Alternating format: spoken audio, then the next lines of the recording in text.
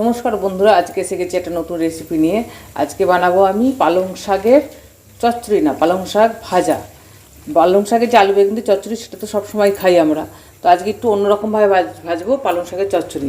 তো পালং শাকগুলোকে প্রথমে ফ্রেশ ভালো করে জলে ধুয়ে নেবো।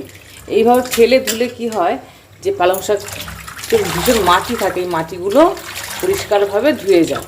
তো এইভাবে আমি এই পালং শাকগুলো ধুয়ে নিচ্ছি, অল্প অল্প করে ধুচ্ছি। তো ওগুলো তখন জলে থাক, ততক্ষণ এগুলোতে আমি ভাজাটা বসাতে থাকি। তো এর মধ্যে আমি কী করেছি, কড়ার মধ্যে তেল দিয়েছি, তেলের মধ্যে দেবো একটু পাঁচফোড়ন। পাঁচফোড়নটা ভাজা হয়ে গেছে, এবার এর মধ্যে দেবো আমি কয়েক টুকরো কাঁচা লঙ্কা। এই যে কাঁচা লঙ্কার গাগুলো ভাজা হয়ে গেছে, এবার এর মধ্যে দেবো আমি 1 চামচ রসুন বাটা।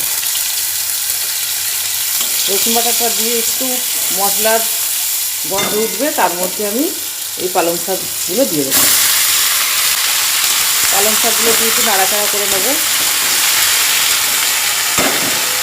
নাড়াচাড়া করেই এই যে এবারে বাকি পালং শাকগুলো ভালো করে ফ্রেশ জলে ধুয়ে ওর মধ্যে দিয়ে দেবো।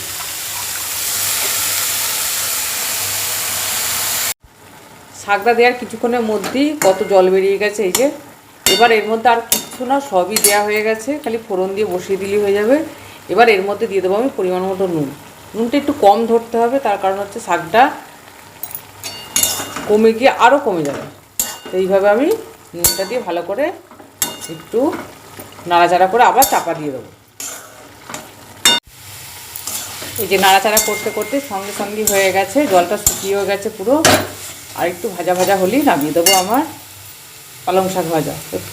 সবার শেষে একটু সামান্য মিষ্টি ছড়িয়ে নামাবো, টোটালি চিনি দিয়ে একটু নাড়াচাড়া করে নেবো, তাহলেই হয়ে যাবে আমার পালং শাক ভাজা। ভীষণ টেস্ট লাগে, দেখবেন খেয়ে, একটু অন্যরকম টেস্ট। একটা যেটা আলু বেগুন দিয়ে আমরা বড়ি দিয়ে করি, সেটা একরকম টেস্ট, এটা আর এক রকমের টেস্ট। ভীষণ স্বাস্থ্যকর একটা খাবার, অল্প তেলে হয়ে যায়। আর পালং শাক তো সবাই জানে খাওয়া কতটা ভালো শরীরের পক্ষে। রেডি হয়ে গেছে আবার পালং শাক ভাজা। আজ তাহলে আসি, টাটা।